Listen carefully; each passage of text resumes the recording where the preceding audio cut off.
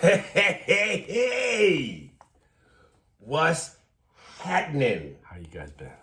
All right, I'm gonna play my man's submission. This is an O Steve from Miles Crawley. You made the cut, baby. Here it is. Yo, you mean to tell me you got beef for $10 on the street? Yeah, man, it happens. Nah, man, ain't know what happens. $10 a lot of money. Hey, man, it is what it is. Bro, who did it? The cat wearing the arm. Oh, Steve? Yo, you... All right, y'all. We kind of figured it would happen. The Megyn Kelly, Bill Maher conversation. At one point, I said, Andy, in the words of Braveheart, when they finally decided they was going to go up against the British for the first time, and Mel Gibson tells his Irishman, "Are you ready for a war?" Here's the war. But you know what? Listen, I think really this is a sign that Andy's growing on motherfuckers. Because a lot of people, I knew there was going to be a fair amount of brothers to come at you, black folks. But a lot of people agree with you too.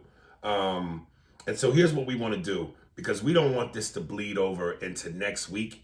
We're gonna have a time limit on how much let's try to address these with, you say something, I'll say something, and we move on to the next one, because we got so many that if we spend a lot of time, A couple quick bullet points. and we 2 emails will take up a whole episode. So we're gonna hit it and get the fuck up out of there. Were you surprised that I had more people that actually understood what I was? Yeah, but I think it's also because you're growing on motherfuckers. Okay. And people are understanding you better. So you know what? We're gonna jump into our first email. Oh my God, she has risen. She has fucking risen, y'all. And I don't even have to say her name. To the loyal listeners, y'all already know who the fuck I'm talking about. I thought we lost to Annie. I was prepared on this email, if she didn't write in, to give a little rest in peace song. How do I just thought we lost her. And I remember I sent out an SOS to Shamor, and Shamor responded back and was like, "Nah, I'm always here. I just don't always have something to say, but I'm here." So we know our girl is with us, but I was worried we lost Woman Down. She's back. I think Steve should have some of that Halloween music that ding, ding, ding, coming in. Ding, ding. Because like you think he's gone, Right. and then he comes back. But you know what? I don't think we should on this one, because you know what? She agrees. I know, with but you. I don't mean it in a negative way. Just I was saying that you think it's gone, and then she comes back. Okay, we might have to do that then. But maybe it's not. Maybe Halloween isn't the appropriate one. Whatever music where something you Right. think has vanished, Right. and then it arises again. How about Jaws? Doo-doo.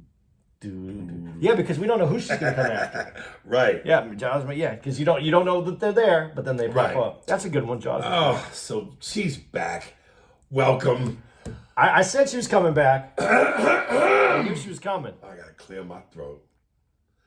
Sarah, Sarah, no time is a good time for you. All right, Farrah.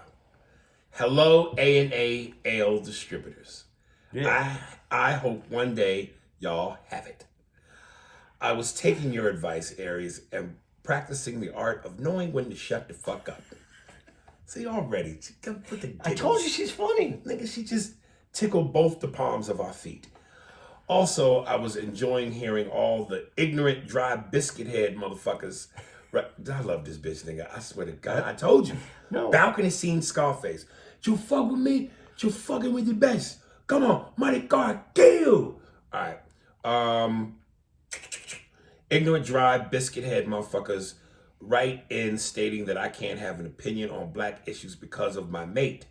Like I don't live in black skin daily, and I bet none of you Michael B. Jordan dick riders would ever say that same shit to someone like Dave Chappelle. Dave comments on issues happening within our culture, frequently while being married to a whole Asian woman. So to all of you that have a problem with my commentary and choice of partner, you can respectfully go fuck your mothers or Michael V. Jordan, or both at the same time. But respectfully though, Respectfully fuck your mother. yeah, like change the condom out for your mother. Don't be nasty. Out for your mother. Don't be nasty. I told you, nigga, she was stocking up. There's nothing more scary than an angry black woman waiting and quiet. Steve, that's where you put the Halloween music, right there. Yeah. Do do do do do do do do. Coming out of that in 3, 2, 1. The polar ice caps melted, and I actually agree with Andy on the Megyn Kelly situation to a point. Children that age can't fully comprehend the scope of white supremacy and policing, from the complicated history of policing and its ties to white supremacy to what Andy said about causing them to fear or hate every cop. I believe at one point or at first, police were a group of whites who did runaway slave roundups, and this should be taught to high school age children, as opposed to it being slavery to freedom to civil rights from the current curriculum. At such a small age, there should be more of an emphasis on cultural democracy and making sure it's instilled in their small sponge-like brains that no one race or group is superior to another. Back in the day, Oprah, back when she was the Color Purple Miss Sophia-esque Oprah, had sociologist Jane Elliott run an experiment with her studio audience where she separated everyone by eye color. The audience members with brown eyes got preferential treatment, whereas people with blue eyes got treated like shit. The point was to obviously single out bias and prejudice, but it was also meant to spotlight that melanin, which affects skin and eye color, is the only thing that separates us. A test like this would be very beneficial for young children as opposed to a letter calling cops cracker devils. Sounds like a great potato chip. Cracker Devils? Cracker devils. Coming to America. Ugh. There was one plot that I'm pretty sure sinks the sequel from it just being fermented testicles, cheese of a movie. The sequel plot is that Akeem and Simi leave the club with Leslie Jones. Then she date rapes Akeem. However, in the first movie, Akeem and Semi leave the club and run into the barbers closing the shop up for the night. The barber directs them to a convention center where Akeem sees Lisa for the first time. If we go by the plot of the Never Should Have Been Made sequel, doesn't that kill the storyline for the first movie? Yeah, I think so. Yeah. Because Akeem would have never saw Lisa when she went on stage if he was in the process of being raped by Leslie Jones. And she did say raped by Leslie Jones. Yeah. Poor Leslie Jones, because if everybody says this, they're just going to keep saying Leslie Jones is raping Akeem. Right.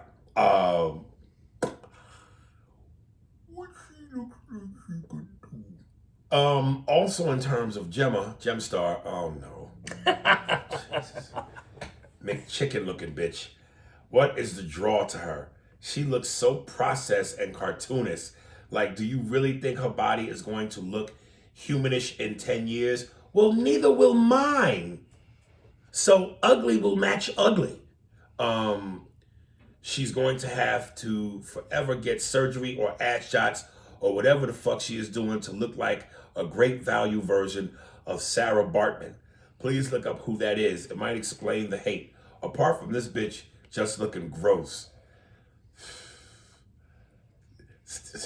Still forever up in here because I love this podcast, regardless of Andy's pedanticism. Farrah, no time is a good time for you. All right. I like this girl. I do too, nigga. Except for when she pick on Gemma. Like, give me a fucking break. Gemma can take care of herself. You know what I mean? Gemma could smash Farrah. And I guarantee you, Gemma smash Farrah. I had a Gemma smash Farrah, puny god. I had a nigga at the club last night say to me, "Hey man, that Gemma. Hey man, stay in your lane, boo boo. This is a man's only raccoon lodge. You can't come in here tearing the Gemma posters off the wall." And that my OnlyFans picture somebody sent me, where her underwear looked half destroyed and the other half was intact, and that monkey is choking that G-string. You out your motherfucking mind. God damn, nigga. You get one picture that looks semi-decent, and you just gonna Fuck run with that. All right, let's address her. I like when she said McNugget, when she called her been processed calling McNugget. Fuck out of here, nigga. So your thoughts? What she said? She says she agrees with you. She agreed with me to a point. She you know, and I respect the point that she agreed to me at, and that's all it was. I was thinking more of, you know, as everybody gets mad at me, and I'll say this real quickly because I know we're not going to spend a lot of time. I really do try to put myself in the shoes of everybody that I think of, and I try to put myself in a little kid's shoes. That being said, I am not black. My parents aren't black. I didn't grow up in a black neighborhood, and I don't necessarily could not understand the mentality of what a black child and parent might go through on a daily basis. And I acknowledge that in what I said earlier. Right. But that going forward, I appreciate that she when she came out for me today. Mm-hmm. So thank you very much. All right. Miss you, boo-boo. Don't stay gone too long. And when we see your ass in Portland, I'm telling you, you better be. You better be. Otherwise, I'm going to get in a 3-finger stance, and I'm going to blitz you like a fucking lineman from the waist to the ground. This is from Dwayne Kearse, episode 241, Megyn Kelly. Aries, read this one on the show. What's good, Aries and Andy? I'm a big, huge fan for a minute now. Emailed Aries a while back and got caught up on all the shows and listened to the evolution of the show. Like most of the asses, pronounced asses, Aries, Andy, Spears, Steinberg fans, I have emailed a few times, even hit Aries up on Instagram with my show recommendations, but like most of us, that damn Farrah and Mookie get all the airplay. Nah, dog. Farrah's been gone for a minute and shit was juicy. And Mookie is my man. Mookie. I'm going to send my comments to them so they can forward for airplay. That's good. But this one is going to get some airplay because I'm sending this bitch in triplicate. A couple of things I need to address, and hopefully this won't be too long or result in monopolizing the show. First and foremost, Jordan is the greatest, but over the years, I've heard enough stories that he's a dick, and only recently he's been vocal about struggles in our community. I get it, protect the brand and do shit from behind the scenes, but damn, he couldn't give away 1,000 pairs of kicks every 5 years to inner city kids? Come on, dog, like what's the value in that? He can do something better than that. Second, Aries, I don't know which of your impressions I love the best, Tony Soprano or Paul Mooney. I'd love to hear Paul and Tony arguing over who's better, Tyson or Marciano. You know, the Italians, they fought a lot back in the day. You know, they had to keep off all the niggas from fucking their women. You know, Rocky Marciano was fucking great. Rocky never fought any niggas. That is a fact. The one nigga he did fight, Joe Louis, was 187 years old. You Italian wop motherfuckers, kill me. To be continued. Yeah, you fucking right. That would be some funny ass shit because at some point Paul is going to call Tony a nigga and how Italians are black people with pointed noses. Anyway, I'm typing this as I listen to the Megyn Kelly episode, and all I can say is, and he puts ... and caps nigga. Andy, you are either the dumbest motherfucker in comedy or you conveniently turn that white privilege on when you want to defend white supremacy. We all listen to you do that shit when talking about Trump, and you did it again in this episode. You're trying to use wordplay semantics to overlook the basic humanity. You can't name a white Tamir Rice because he doesn't exist. For it to exist, there would have to be a trigger, happy black cop running around killing white people without basic regard for life. We all saw that happen when the black cop in Minnesota shot the Australian woman.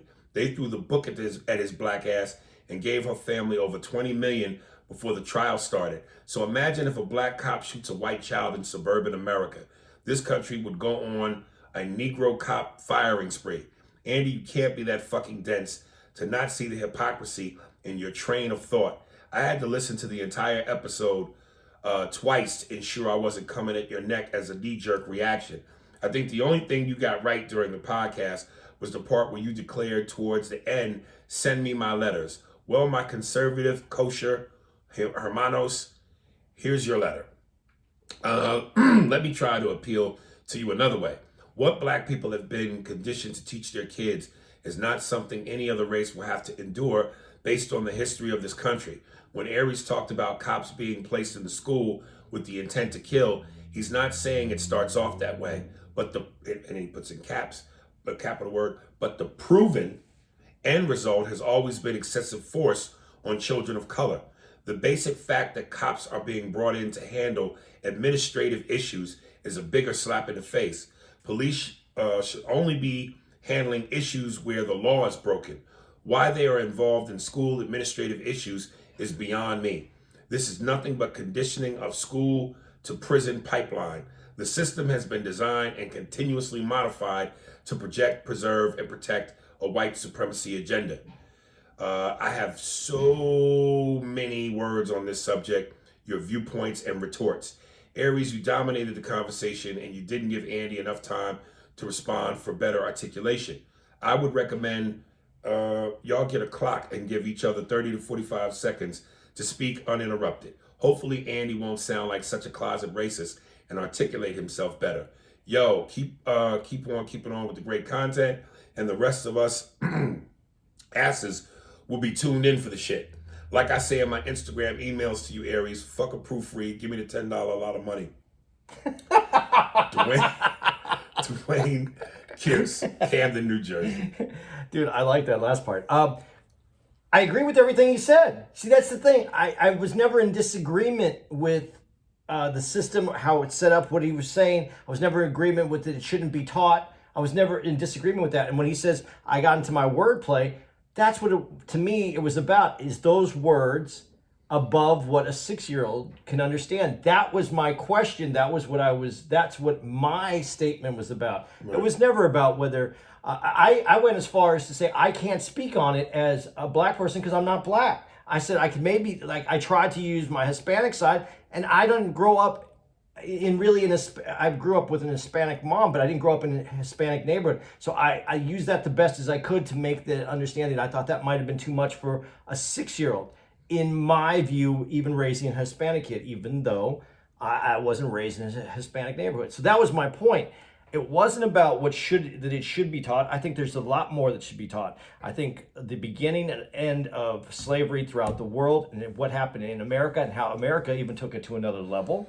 And I think that there should also be taught in the curriculum in school the accomplishments of blacks from times of slavery all the way to today of what the accomplishments are. Because one of the things that I don't like in how they teach it in February. They teach about slavery. They teach about Martin Luther King, but there's no accomplishments. Okay, well, let me jump in. One, I think, yeah, you're right. It should be taught all year round. I don't think just February. But when you talk about the harshness of the letter and the language, if what you just said in terms of they should teach slavery, and if they're teaching it honestly, it's no harsher than the letter. Even harsher, the realities of it. So if you're going to teach it, slavery, and you're going to teach it honestly, and the reality of that honesty, well, then what difference does it make with the letter? Well, and this is what my point is. I think that all the curriculum should be adjusted to the age group of the kids so that they can understand and work through it together. But I don't think that I would teach the way that I would teach the American history to a 12-year-old or to a high school student would be the same that I would teach it to a 6-year-old, just like we don't teach them at home. The 6-year-olds the same thing that we teach the 12-year-olds. So then you really can't teach it at 6 years old. You can, but it has to be done in. How? You can't have Sesame Street slavery. Yeah, you can. Yeah, you can. You can acknowledge that it occurred. How many lashes on the black slave's back? 1, 2, 3 lashes. When you want to educate, there's always a way to educate in a way that works for the mentality level of that age group. Now, that being said, there's another letter that you're going to get in here, and he sent me a direct message. He direct messaged me, and said basically with the same thing that you're saying, what's going on right now. And then we discussed my point of was on the letter. Now, we never came to an agreement. We agreed to see each other's point of view. But what he made me realize, and this is one of the things him and Keith also made me realize, is that, like I said before, I am not a black parent. I don't have a black child. If these conversations are taking place so regularly at home, then this letter wouldn't seem as inappropriate as I looked at it as. But that being said, when I asked him, I go, do you think this letter is okay on its own for your 6-year-old? And he said, yes, because I have these conversations with my son on a regular basis. I don't know, does everybody have those conversations? Do all black people have those conversations? And not everybody has the father at home. Some people are in the war. Some people are like away. They don't. Their dad isn't there to have this conversation with them. So if the mom's having the conversation with them, I would like it that the mom was doing it on her time period. I am not saying that this is a perfect scenario. I'm thinking that letter, when you say the harshness, there's another person who sent me, I sent it to you in quote, that this may have been too poetic for a child to grasp what it meant, what the meaning of it was. Hey, Bert, I just found out that because I'm darker than you, I have to sleep outside. Sorry. Hey, Ernie. See ya.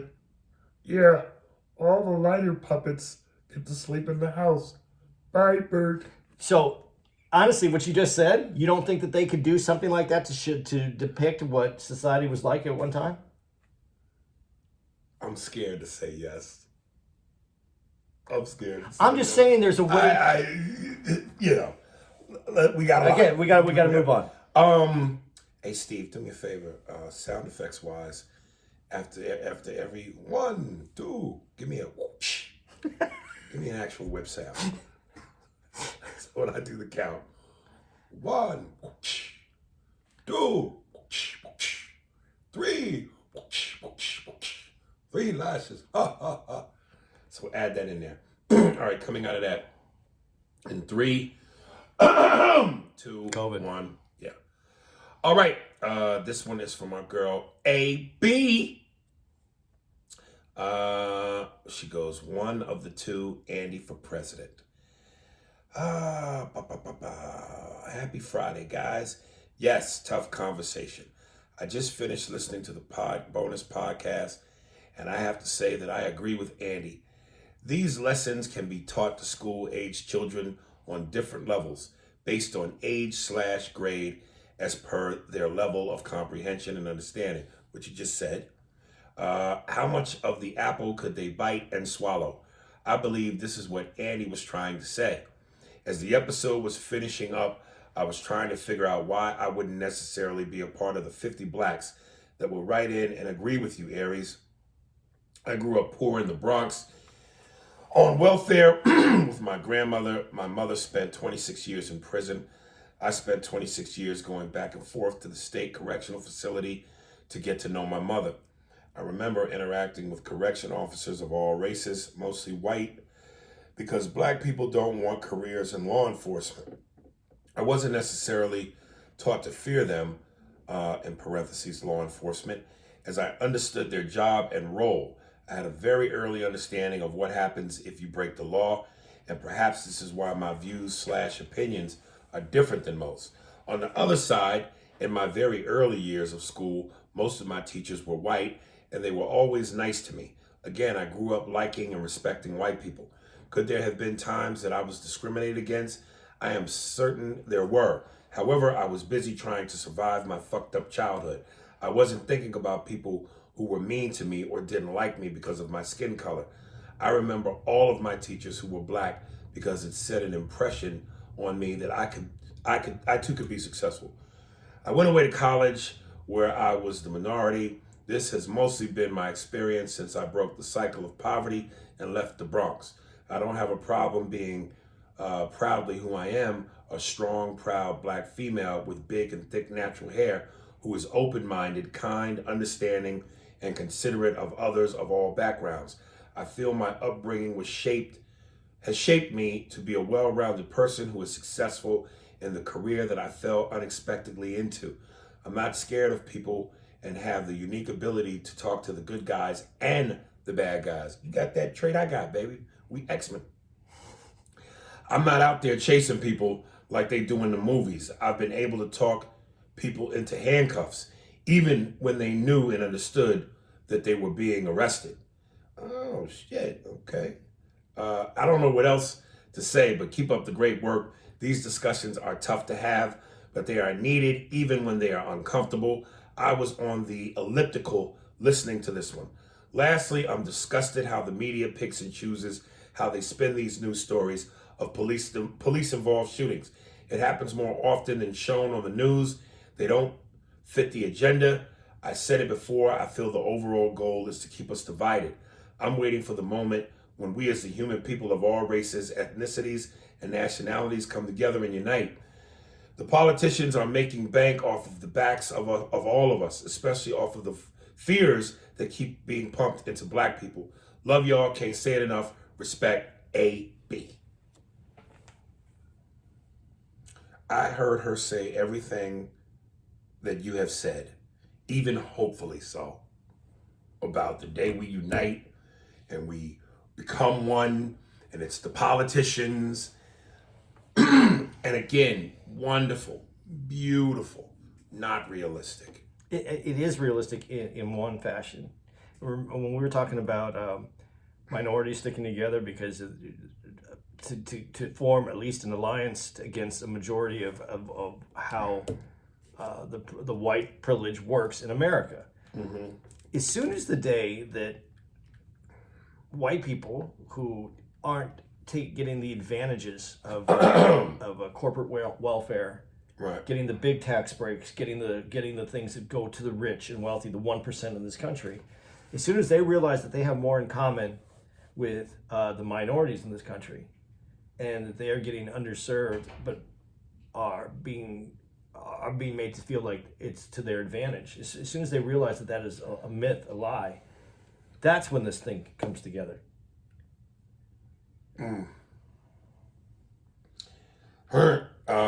They work against their own best interests. I don't believe in it. I have to believe in it because, again, and I said this before, if it's not going to work, then why do we keep doing this? Let's figure out a different plan then. Let's fucking throw in the towel and let's come up with a different plan. Because otherwise, why this government doesn't work. And if this government and the foundation of what we have here, the foundation's flawed because it was, then there's no, if we can't fix the foundation, if we can't go back and restructure and do things to make this what we thought it was supposed to be, where everyone here has an equal opportunity, not equal outcome, equal opportunity, then there's no reason that we're going to keep doing this. Henry Enoch. He's written us before. I can't even remember whether I'm saying his name right. Enoch or Enoch? Henry Enoch. He sent me a diagram. Cop killing rate. And maybe you can help me break something down because I couldn't understand this. U.S. police shootings. Blacks disproportionately affected. Now here it says deaths per million. Black. It says the bar is the longest one. 30. That means 30 million blacks? No, per every million blacks in America, 30 are shot or killed by police. Okay. Total deaths, 1,252. And that was in the, since number of people killed in police shootings in the United States since January of 2015. So from 2015 to today, there's been 1,252 blacks killed. All right. Hispanic is at 22,877. White is at 12, 2,385. And then other is at 4, 214. And I know that there are some white people who have said this, and maybe some listening to this, but I can imagine that if you listen to this podcast long enough and thoroughly enough, you wouldn't even think to say some stupid shit like this. You see, more whites die at the hands of cops than blacks. Yeah, again. But it's not based on percentage. It's not based on, and it's not racially motivated. But okay, but it's white dudes who, don't want to give up, and they get in a firefight with cops and get killed. And even though some of them dudes get taken alive. But yes, that's because those killings are not racially motivated. No, but you're trying. But yes, they're not racially motivated. But you're trying to use that the white guy is standing up, and that's why he's getting killed. That's not always the case. We don't know what the cases are case by case. But here is the facts. Black Americans make up 13% of the country. White Americans make up what is it? I don't know if it said in there. It's like 40-something%. Right. So that's disproportionately more blacks are being killed by percentage than white. But here's the thing though. We're all guilty of this. Because I just saw, I think it was DL who was doing something, and he said more whites are on welfare than blacks. Yes, just like more whites have gotten killed. Proportionally, is that number different? We black and white, Mexican, Asian, whoever it is that's in charge of the numbers, when they try to work their narrative, they switch between numbers and percentages. Mm-hmm. There's an honesty that has to happen, and you're saying it's not honest? I say that everybody tries to fudge the numbers to get their narrative to work out. But let's be realistic. 13% of America, and the number is more than 50%, or right around 50% of to white kill. That doesn't add up. And so there's definitely a problem with not only not just the killing, but that's just the killing. That's not the shootings. And that's because of over-policing in black communities. There's a lot of reasons why this is happening, and not justifications why. We need to change the way that we do things. And that's in there. We haven't even read his thing yet. Is that No. I mean, I'm gonna get to that. Yeah, let's get to his letter, because we can spend a long time talking about statistics, because that's part of my makeup in my brain, and why people say Andy has a hard time of just saying it. Things like I just said. Sometimes people are using numbers. Sometimes people are using percentages. This is more nuanced, more complex than people want to give it credit for. Brett Butler, yeah. I usually discuss the Negroes, but this time the onus is on the Jews. When it comes to the numbers, you know they're human calculators. They're always trying to figure out a way to either get the money back or screw you over. When all else fails, they can either fuck you with their beaks or fuck you with their dicks. Have you ever wondered why Jewish people watch pornos backwards? Because they want to see the whore give the money back. Good day, boys and girls. I've never heard that before. That's actually an old joke. Is it? Oh, that's fucking awesome. Yeah. All right. Continuation. Henry Anach or Ark. Subject. Andy, bruh. All right. Where do I begin? Oh, this is the guy who sent me that I said that I spoke to a little bit. Really? Yeah, go ahead. Andy, last week you said that kids being taught certain things about race at 6 years old was a little early. Excuse me. Oh my God.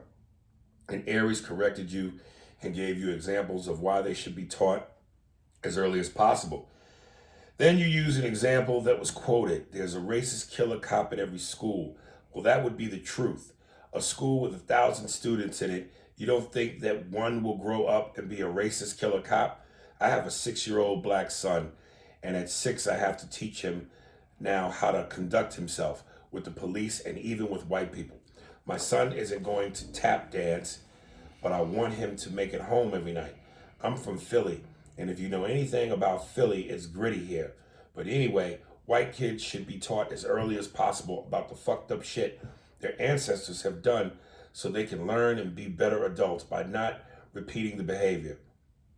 Like Aries said, it's a noble thing to do what you're saying, but in the real world, that's not how things are, and you know that. But for the sake of argument, let's go with what you're saying. Example, remember when you said we shouldn't erase, and I like this point he made though, we shouldn't erase racist motherfuckers out of the history books so the history won't be forgotten. You said let's not forget these people so that way 100 years from now white people can't say we never did this to black people, right? Let me give you a moment to remember. I know your memory's fucked up sometimes. And he writes 1 second, 2 seconds, 3 seconds.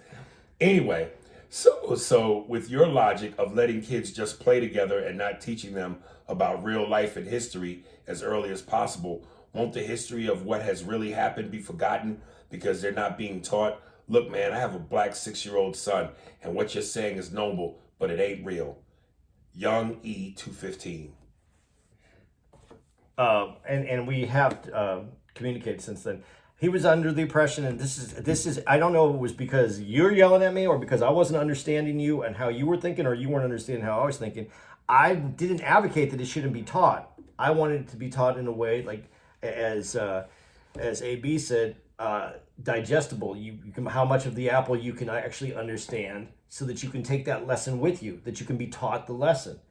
And when we got back and forth, then he said, "Oh, so let me make sure you're talking about the letter." And I was like, just the letter itself was the part that I felt was inappropriate at 6. And then he had me back, and he said that he had no problem with it because he would have these discussions with his son. His son would know to come home and he could have a conversation with him. Again, going back to my other point of who's at home and are they having these conversations, and are they comfortable? Are they ready to have these? Have they had these conversations? And is there someone there for the son or the daughter, whoever it is, to have the because this isn't just the boys are getting this is everybody to have the conversation with, and that was my problem is no one. That wasn't a lesson that was being taught. It was a letter, and it was open, and there was no place to go with these feelings that you might not have a place to put that. Understanding that he has, I think it's very appropriate for him to, whatever letter comes home, because his dad is very involved, and he's already had these conversations with his son. And that's why I said, I don't know this as a black person. I only know this from what me trying to put myself in the shoes of a 6-year-old. Also, I didn't say this on the last thing, but about Tamir Rice. The reason I didn't say what I said about Tamir Rice is this: I wasn't talking about what has happened and what is proven. I was talking about, does that letter help any of those situations for a 6-year-old? I am completely for, and I said this in the podcast, and I don't know why this is missed, that should be taught in the curriculum at the school. How educators choose to teach a 6-year-old about our past injustices in this country, slavery, all the way to today. I don't know how that's done. I'm not an educator, but I believe that there is a way to teach kids lessons that they can understand and grasp and move forward and educate themselves further every year as their students, instead of having kids that just learn about American slavery and not even understanding American slavery. They don't teach about actually how deep it went, and and Martin Luther King. Those are the primary things, and it's done in February. That isn't the education.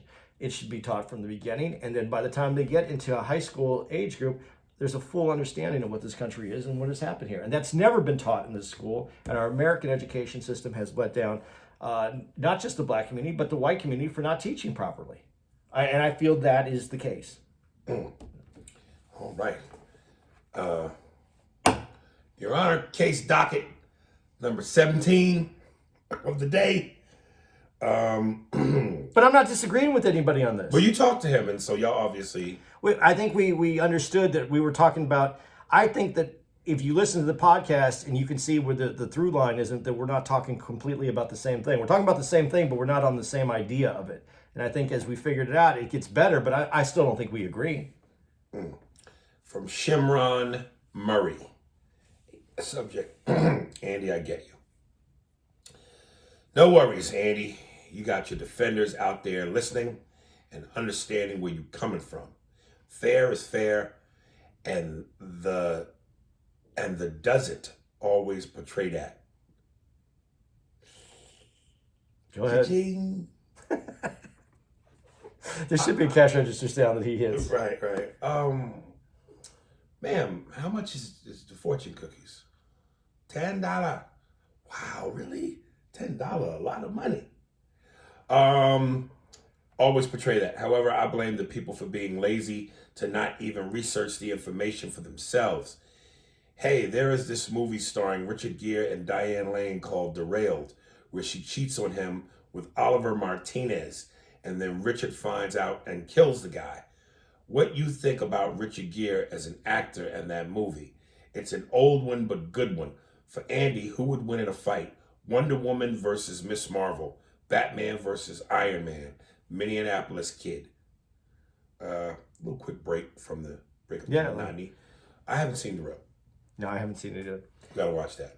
In Batman versus Iron Man, does Batman get to wear his Iron Man suit that Disney made for him? I mean, that the DC made for him? Nah, he got to fight in the original Batman suit. Iron Man wins. Oh yeah, Iron Man's got too many more gadgets, and that nigga can fly. And what was the other one? Wonder Woman versus Miss Marvel. And that's a tough one. I give that to Marvel from Captain Marvel. Captain Marvel. Wonder Woman has she's an Amazon. She has strength, but she doesn't have those superpower. Doesn't Captain Marvel have the eyes and the laser beams? Yeah, she's on a whole nother level. That's like Superman versus whoever else. Batman. Yeah. No, even more, not quite Batman, because Batman doesn't really have any superpowers other than his intellect and his money. Yeah. All right. I'll give that one to Miss Marvel. So, Marvel wins on both those. Yeah. Question. Do you bleed? Okay.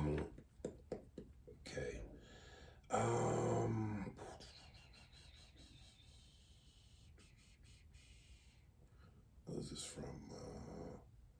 Italy. Oh, a guy from Italy. Hey, A&A. That's such a stereotypical. Everything is. All right. Hey, A&A, I'm writing you in regards with what you guys said on the Megyn Kelly episode, and he puts it in capitals. And please do not read the email with an Italian accent.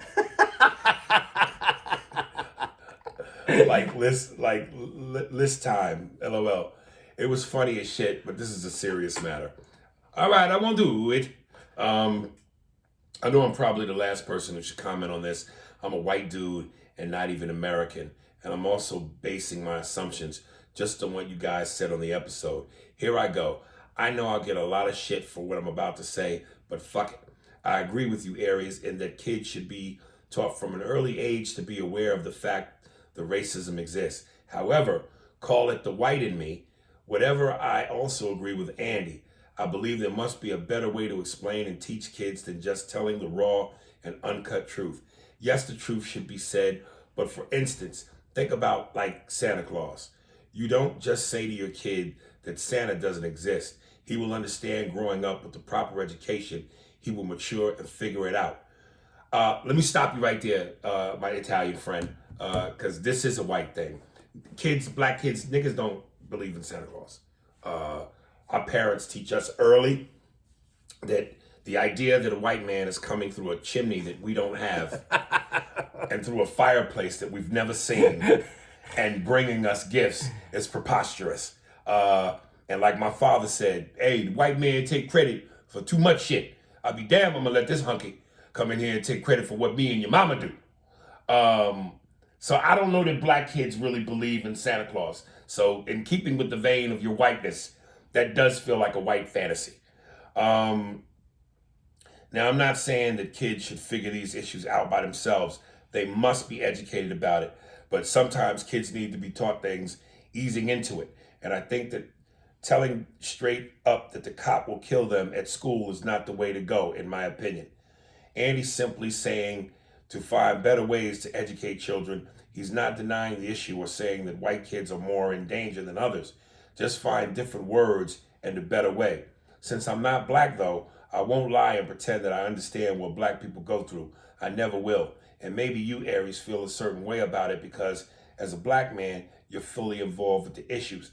Anyway, I just wanted to share my thoughts and support Andy that I know will get a lot of shit from everybody else. You guys can disagree, but at the end of the day, I know you both want what's good for everybody. Sorry for the long email. Keep it up. No niggas in here. Do you know when he said about us disagreeing, and this is the thing that I think needs to be said more than anything that came out of this, and people need to understand this. If you guys listened to the episodes last week and you listened to our Friday episode and you heard our Wednesday episode first and then our Thursday episode and then you heard our Friday episode, Wednesday and Thursday were recorded immediately after the Friday episode. Right. It was out of order. So we had a conversation that was heated, that we didn't agree on, and that we moved on, and then we recorded the next two episodes. I mean, and when I say immediately, I mean it was about pushing the button, getting something to drink, and going back to what we were doing. This is something that has to happen, and this is where we are really off right now in this country, thinking that we can't have two different opinions or that we can't have communication that is opposite of each other. and have, even in a heated argument, you should be able to have a conversation, whether it's heated, passionate, or not. People have to be able to disagree and then come together and try to work out their differences. That's what's happening right. Instead, now you just cancel somebody. I don't like their opinion, and they're done. And that's what if nothing else out of this conversation was had, that is important to me. That you just saw two people have a conversation, not agree, not work everything out, not 100%. Now where we came over at the end and we all just were like, okay, now I understand. We had a conversation, and part of the reason that we have so many problems in this country is we are afraid to have difficult conversations, and that's a difficult conversation, and we did it.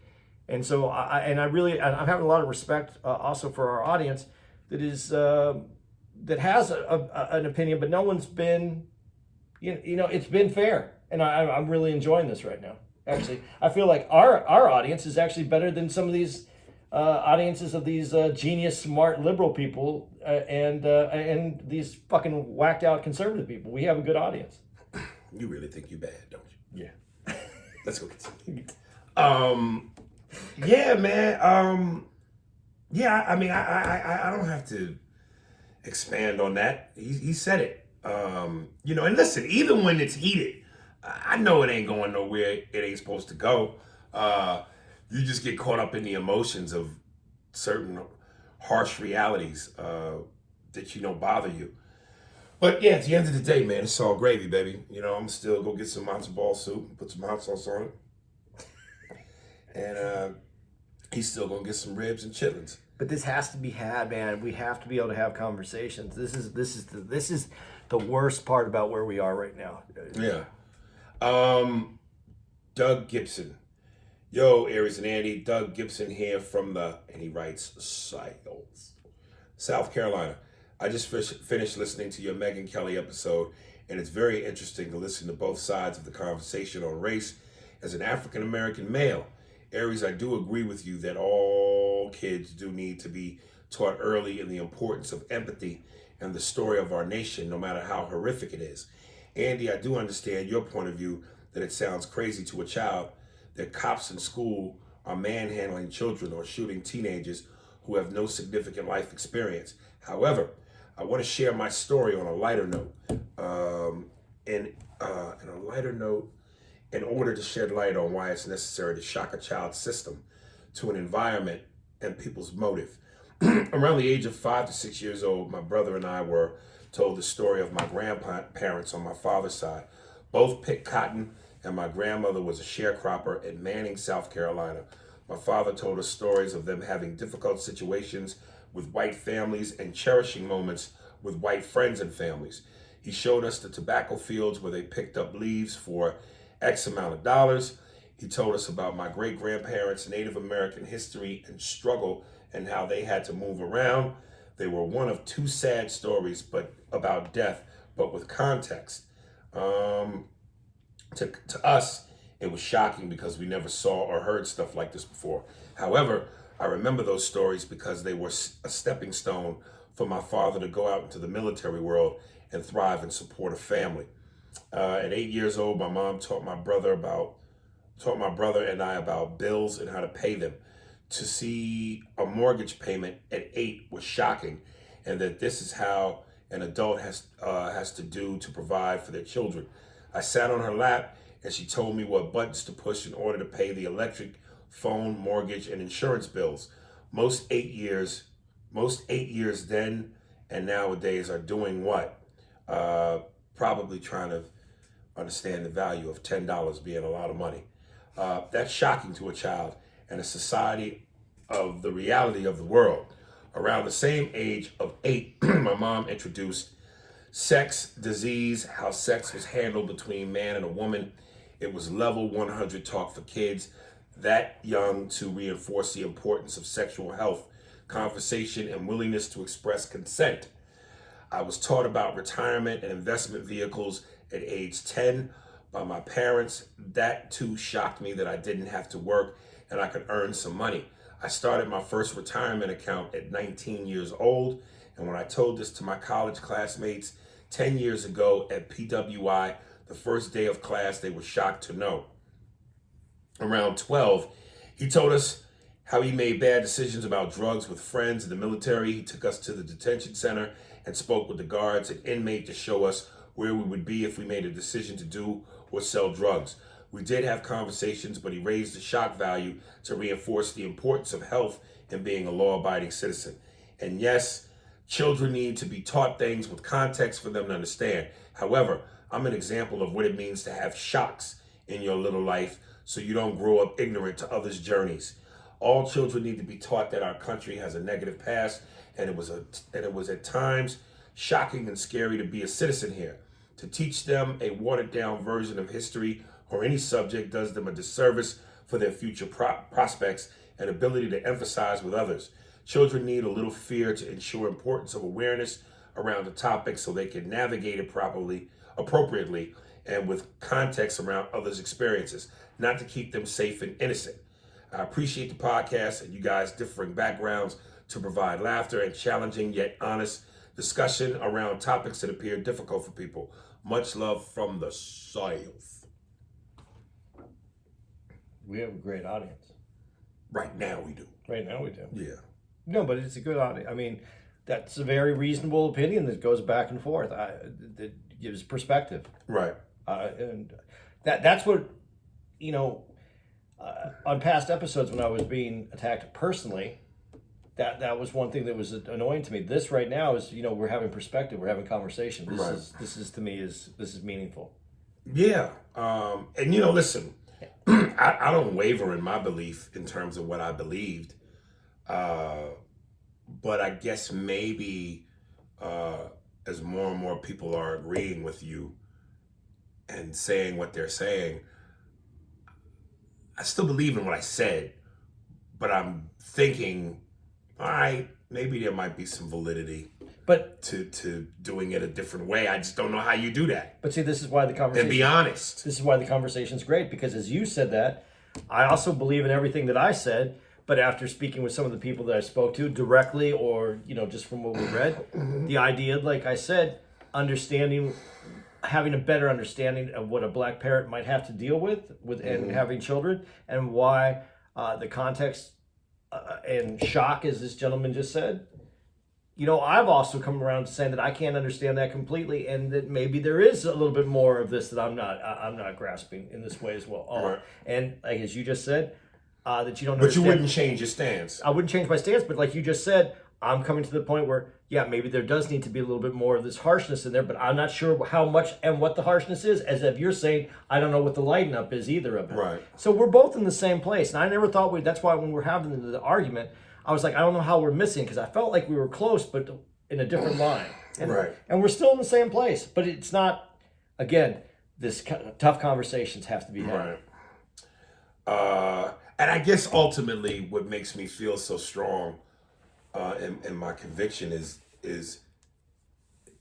look, if it was your people's bodies, your children's bodies that you constantly see on the news being murdered, wouldn't you feel like that's enough of a state of emergency to go, whatever it takes, shock them, whatever it takes? If shock was enough to change it, I would be in agreement with it. But I don't think that the 6-year-old is going to change it. But to have awareness and to have more awareness is what I'm understanding also from my side, puts the kid in a better position. Right. So whether they're 6, but how much awareness can you give them going to AB that they can actually handle? He said to navigate. A 6-year-old doesn't have necessarily the life experience to be able to navigate something that's that deep. So how do you teach them in a way that they can get, and this is the other thing with it. I'm hoping that isn't missed. When I'm talking about education, I'm not talking about having education at 6 about the black experience in this country, and then that's it. And then you have then you wait to your junior year or whatever in high school, and then you get another. This isn't history. American history should be one of the most important things that we teach, because in order to know where you're going, you have to know where you came from. There it is. And so that's what this is, as every year you need to expand on what they've learned to take them to the next level. And if some of that is shock, I understand what from the context that everybody's saying to me, I'm understanding that better now. But what I am saying is this educating children shouldn't be like they have to get it all in one year. we should have this. American history should be taught every year, and it should get deeper and more understanding of what happened in this country every single year. Here, here. Mike Cooper, Killer Cops. What's good, Spearsburg Pod? I'm listening to Ep 241 where y'all speak about Killer Cops, and if the letter was age appropriate, unfortunately, Andy doesn't understand the irony in his statements, and that's where the argument is born. Andy is 100% correct. The letter and the concept of hate in general is completely out of the range of a 6-year-old's intellect. They don't have the mental capacity to understand the context, yet we as black parents have to get them to understand this concept as early as possible for their safety. Then he puts in caps, now you see why black people are so fucking angry about the police. How do you explain some shit to a child that you don't understand yourself?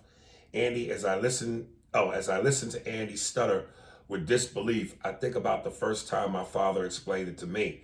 The shit don't make sense to me either, but I instantly grasped that my understanding of the concept didn't matter. This was life or death.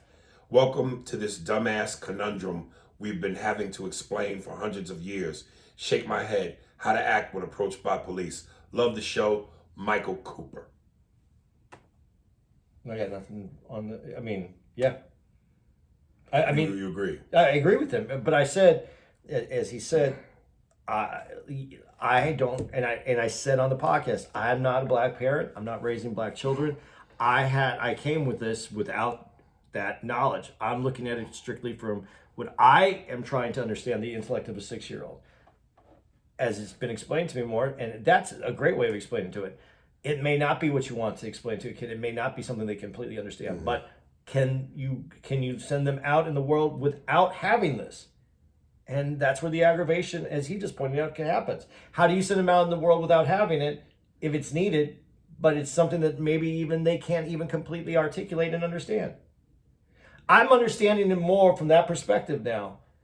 Since I said this, I still say that, and as I said, and we made a joke about the Muppets, but yeah, I think there's a way to get that I think we should be open to that education, and I think that if we're sending kids to school and the curriculum at a school should be more focused on educating children in this way and making sure that everybody in that class understands what our past is. We're so afraid of this past, but you can't run from it. It's our past, and it's going to continue to be part of our present if you don't have the conversation. Sunny days into the highlights. Can you tell me how to get freedom in the north? All right. That's it. Yeah, we're there. Yeah, we're there. How many more did we have? Couple more. Anyone that's heated that needs to be addressed that we should put out there? Because it's still hot, we'll dive into do it some more, but we'll mix it up with other emails. Yeah, other emails. Okay. All right, y'all. This is Trayvon Mason. T Rose, he goes by. His Instagram is at TEE_ROLLZ25. Facebook, T Rose, TEEROLLZ. I think the song is called Little Bitch. And I don't know if this is important or not, so let me just do it the right way. Because it looked like on his Instagram, some letters might be capital sensitive. So capital T, lowercase EE, _ capital R, lowercase O, capital LL, lowercase Z25. T Rose. And this is called Lil Bitch. Enjoy.